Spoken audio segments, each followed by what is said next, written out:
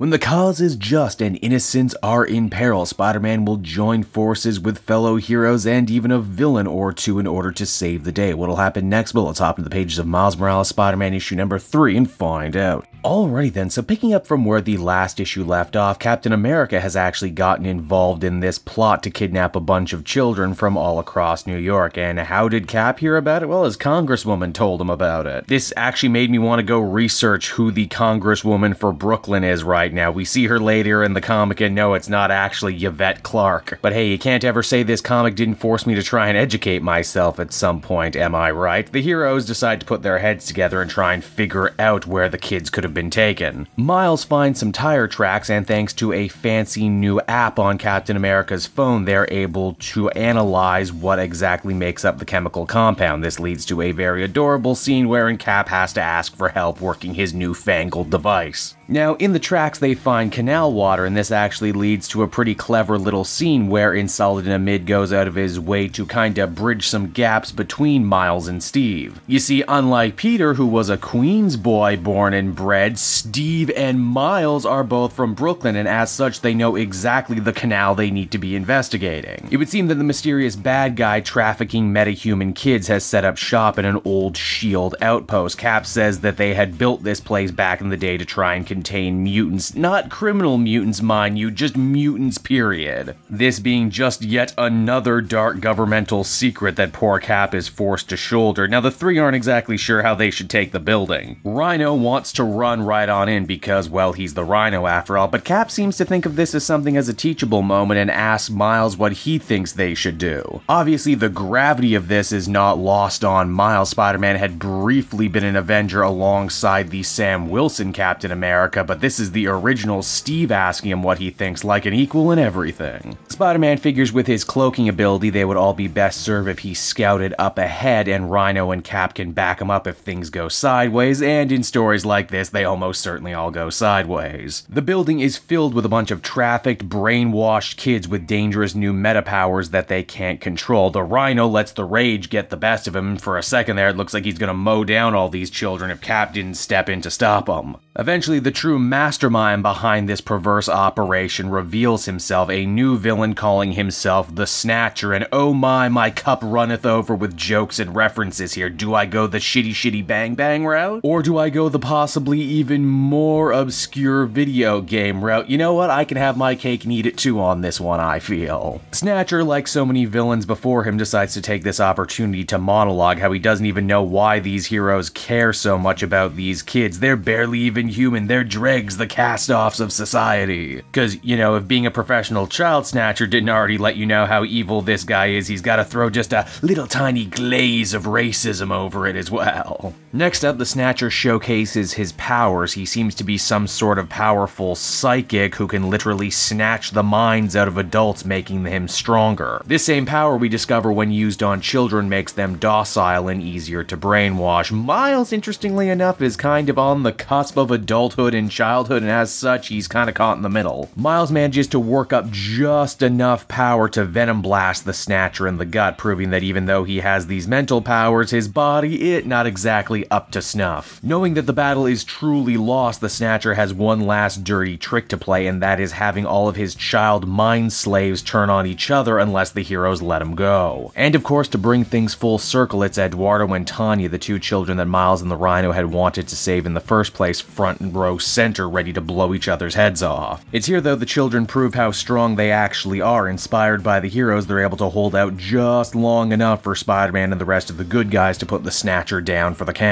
And with that, the day is saved. Captain America and his congresswoman friend swear that they're going to help get all these kids back to their homes, including Tanya. Miles is surprised that after everything he did, the Rhino wouldn't want to take her home personally, but it's here we get a bit of a tragic little gut punch, and that is that Tanya's parents kinda hate Alexi, and with good reason. Both Spider-Man and Steve fully realize that Rhino going through all of this trouble for people who hated and feared him in the first place was pretty damn heroic of him. And both Spider-Man and Steve hope that Alexi can stay on the straight and narrow, even if historically that's shown to be really difficult for costumed crooks like him. Miles does manage to make it to school, even though he's a little worse for wear. The girl that he was helping out is super happy to have Eduardo return to her, and they all agree to go to the movies later that same night. As the comic winds down, Miles reflects on everything he's learned about community, working together, and of course that oh-so-classic Spider-Man hallmark: with great power comes great responsibility. And so there you have it, everyone. Miles Morales Spider-Man issue number 3. And I gotta say, I like these shorter arcs. I hope this becomes a thing moving forward in the future. Amid does a good job putting Miles into some interesting situations and have him bounce off characters that he hasn't really bounced off before. I liked him finding common ground with both the Rhino and Captain America in this story, two really diametrically opposed individuals.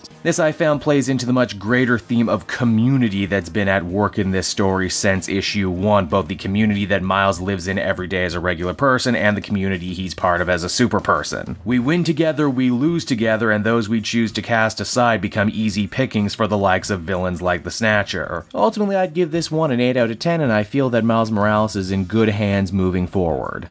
Hey there everyone, it's your old pal Cape Joel again. I want to thank you so much for watching to the end of the video. I hope you enjoyed what you saw, and if you did, why not take a closer look at some of these other videos I have available from the channel. Then you can follow me on Twitter and Facebook at Cape Joel, so you're always up to speed on what I'm doing next. And hey, if you're in a supportive mood, why not check out my Patreon page? Patrons get exclusive access to videos and content before anyone else, and you can do so for as little as $1 a month. I would really appreciate it, and with that, I will be sure to be back again next time with even more great comic content that smacks of greatness. Bye-bye, everyone.